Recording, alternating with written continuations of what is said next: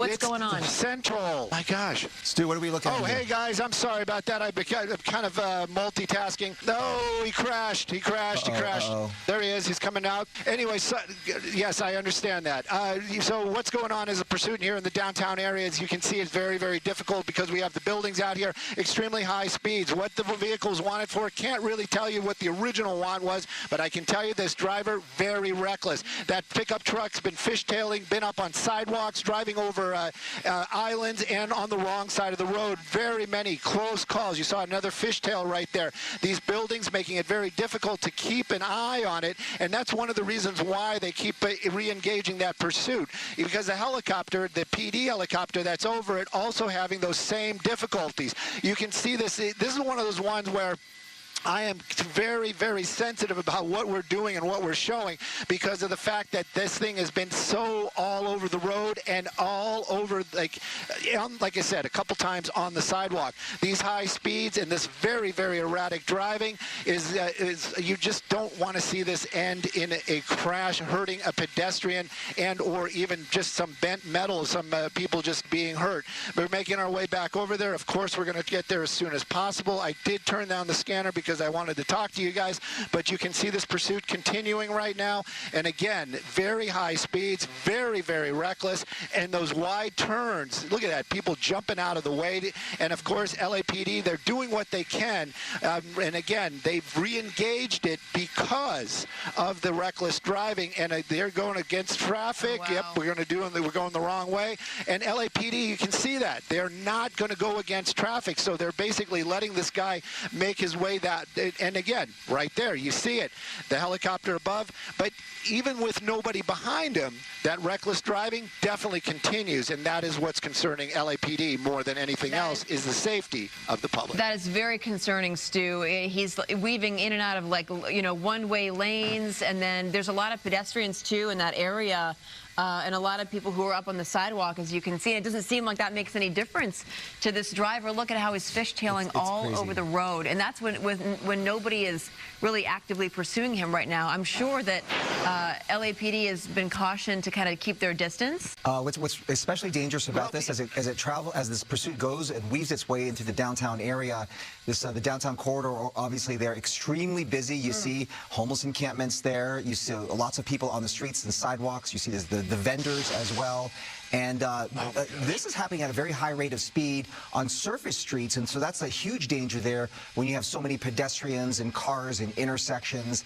It is super, super dangerous. And this driver showing no signs of slowing down or stopping while these black and whites are right on his tail in pursuit of this. Also, this is such a high rate of speed here, so you can't really even anticipate where this driver might be going. It looks like he's going every which way through the downtown area, Stu. That's for sure, every which way. And this is the reason why they did re-engage the pursuit a couple of times. The lights and sirens at least giving some of these folks warning about what's going on. Looks like we're making our way out of the downtown area, which might be a plus. I think we might have some issues getting into the Bravo if he starts heading a little bit more south. That's the LAX airspace because of the fog, but we're definitely going to keep an eye on it. There you go. He's making another turn. So now he's on Washington, so at least we're not going into the LAX airspace. The speeds might have slowed down just a little bit, but whoa! There you go. Oh, goodness. No. Oh, my goodness. Oh, my gosh. And that vehicle actually went into a basement. Oh, that my is a goodness. basement area right there. There you go. You got the suspect climbing out of the vehicle and basically trying to run. LAPD, they've got to be somewhere nearby. They have to be. But I'm really concerned about those anybody that's in that car, the driver, of course. But you can see that it actually flipped over and went into, like, fell at least a story. My goodness. That is a basement. It might be a little difficult to see. I don't know what this driver is doing down there. It looks like he almost wants to go and see if they're like wants to help. But anyways, LAPD's got to be making their way over here as quickly as possible. But that actually is the suspect. This is an emergency situation right now. Yes, definitely. And okay, there's PD. They're arriving, and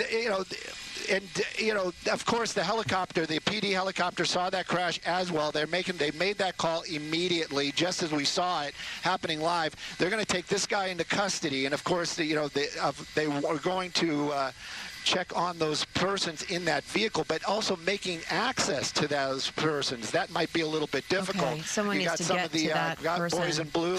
There's a lot of How barbed are you gonna wire get down there? around this empty lot. That's As you fencing? said, it almost looks like it's an abandoned lot, and perhaps they were digging deeper into the ground or took away some of the building there, and there's a step down or almost like a basement area that this SUV then flipped over and into that empty lot. And really scary here, as we don't know the condition of this driver inside this vehicle here. And how many upside people down. were inside the car, too?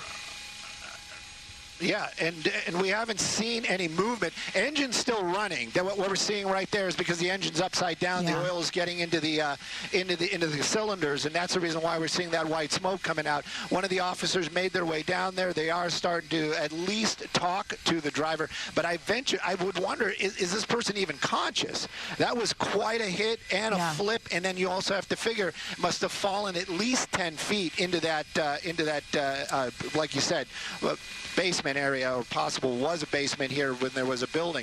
Officers going to try to do what they can, but they have to also be cautious. But fire department definitely en route. You can see this. What a crazy pursuit.